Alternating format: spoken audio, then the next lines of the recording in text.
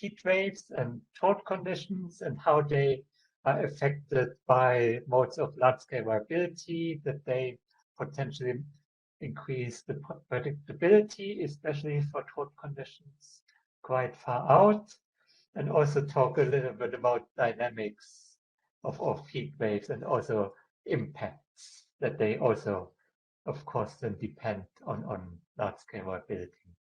Okay, before I go into my presentation, I just want to advertise again the special issue. I think Bill already did this morning or during the first session today. So in the Asia Pacific Journal of Atmospheric Science, we have a special issue on the theme of extreme weather and climate events, dynamics, predictability, and ensembles. And all of you are very welcome to submit contributions to this. So the deadline for submission is the end of March next year, so there's still 5 months to go.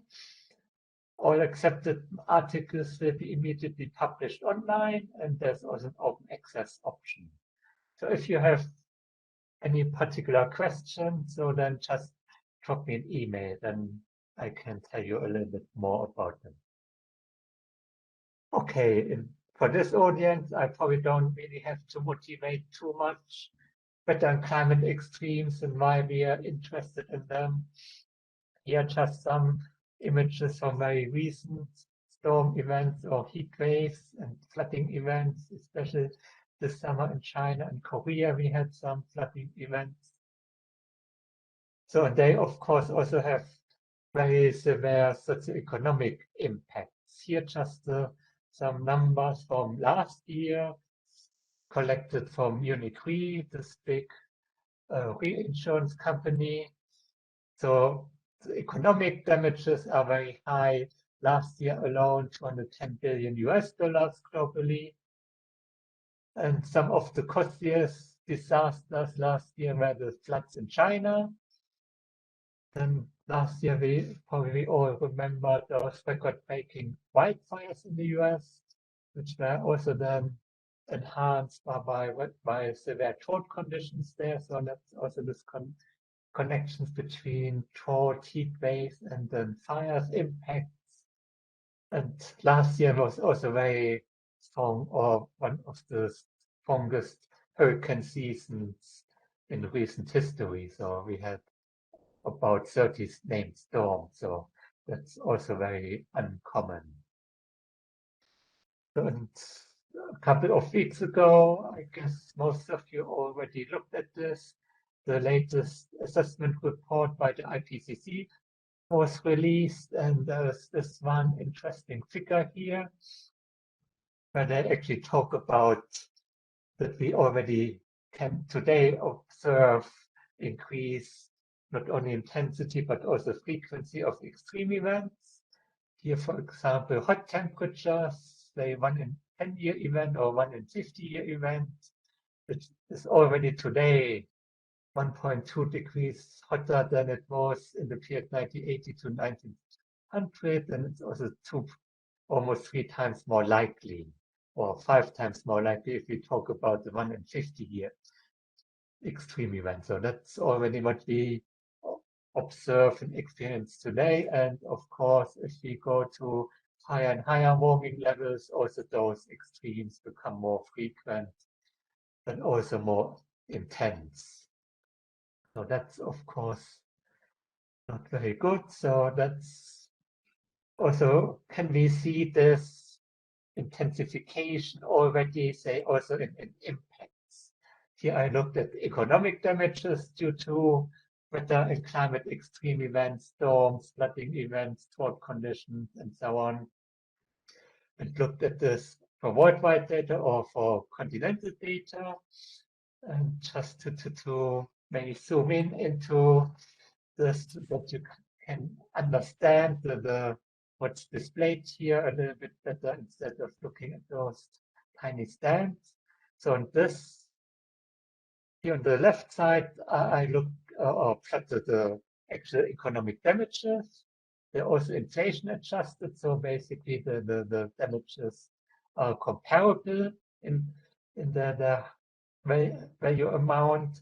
And here you can see that over the last few decades, there is some increasing trend. Here I also fit different regression lines, say least squares for the mean, or the 50th percentile for the median, or the 90th percentile for really the large damage events. And you can see that they're all significantly increasing. And those dashed lines are basically the uncertainty bounds of the regression fits. So that, of course, shows a very strong increase if you just look at the actual damages. But of course, it's not very easy from this to infer whether this is just due to the increase in the frequency and intensity of those extreme events. Because there are, of course, also socioeconomic changes. One example would be that, of course, we as a society or societies became richer. So there's also more value exposed, more properties, for example, also. So here, one way of trying to account for this is basically dividing the damages by the wealth of a society, but that's also not that's easy to estimate. So here I choose to divide by gross domestic product, which is a common measure. And here you actually can see, looking at this way, then basically there's actually a decrease. So one way of interpreting this is, of course, that even so the intensity, frequency of extreme events is rising, and also the nominal costs are increasing, but apparently we become faster, which then actually the damages increase. But that's also still something we have to look into more details to understand this better. But here's at least some indicate, or still not very clear how the impacts change. Then we also looked at mortality over also the last few decades in most continents for most extreme events. We also see significant increases. For some, we actually see decreases. So we might be actually better able dealing with them. But here we also looked at how actually modes of large-scale variability, something like ENSO, Atlantic multiplicated oscillation, or the Pacific decadal oscillation, or the NAO PNA impact on this. And you can see that there's actually strong impacts on mortality. So that would mean that if we would be able to make skillful predictions of all those indicators of large-scale climate variability, then we might also be able to predict and maybe then prevent mortality from rising due to those extreme events. So going a little bit from the impacts now to more the physical side. It's heat waves. We looked at the physical drivers. It's European heat waves. Here my former student here will also later then present a post about this for Asia. So we have here a heat wave index. We basically look at the temperatures in this box here over Europe. Here's the US, Asia. Then as is widely known, the stationary wave pattern, the blocking situation located over this area. And here again, we look at different large-scale climate indices, Indian Ocean dipole now, or El Nino index. And then we basically first we compare the distribution. So the blue lines would be for all temperatures during the summer season here in the box, and the red lines basically only for heat wave events. And you can see that there's a tendency that European heat waves occur when there's a positive IOD index, negative NAO state, or also tendency for positive NINO 3.4 index states. So, but of course, there is some contribution of those indices, but you can also see that they're, of course, not the only thing which determines heat waves in Europe. So then we also use the nonlinear stationary wave model to look more into what is contributing to European heat waves. And this model allows us to basically separate forcings due to diabetic heating, here is Q, transient eddy forcing M, and stationary waves forced by topography O. And you can see here that especially transient eddy forcing and topography is very important, but also the interactions between diabetic heating and transient eddy forcing. So that's also, so we can conclude here somewhat that transient eddy forcing are very important. So that's due to the jet stream and striking Rossby waves producing those clocking events, but then also other contributions are important. Then this model, this nonlinear stationary wave model also allows us to separate the different diabetic heating contributions to say due to different ocean basins. So we basically look here at the vertically averaged anomalous diabetic heating and this, and then we basically look at different basins basically inside those boxes. So we have here the mid-latitude North Atlantic, basically SST in this box, and then if we then force this our stationary wave model, then basically we also see here that forces this positive wave anomaly over the heat wave region, and also the tropical Indian Ocean, Western Pacific. In this box, also we can contribute to this stationary clocking event, whereas Eastern Tropical Pacific is not very involved, and the tropical Atlantic maybe marginal, but also, I mean, there is this clocking event here, but not really inside the box.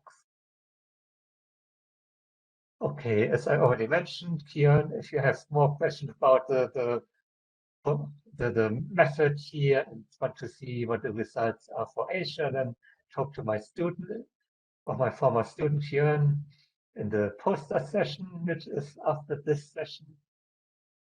Now just some recent results on drought conditions.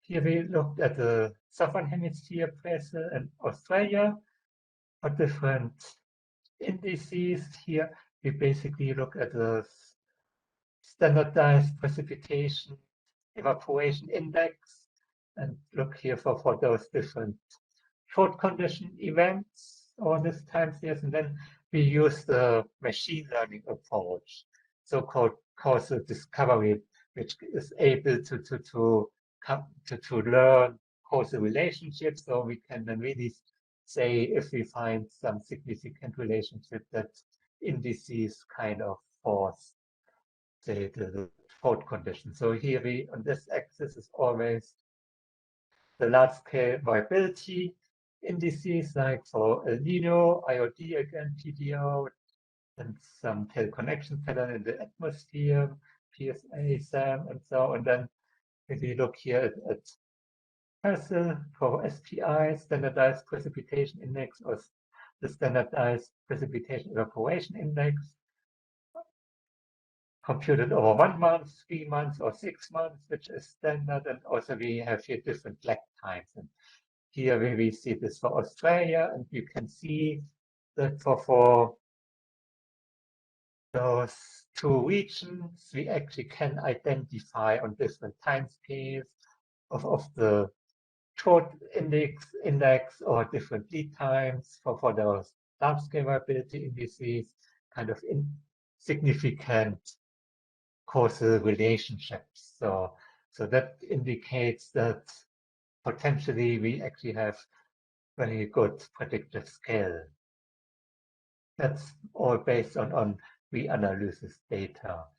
So that's also would be now interesting to see how this actually would be in model simulation.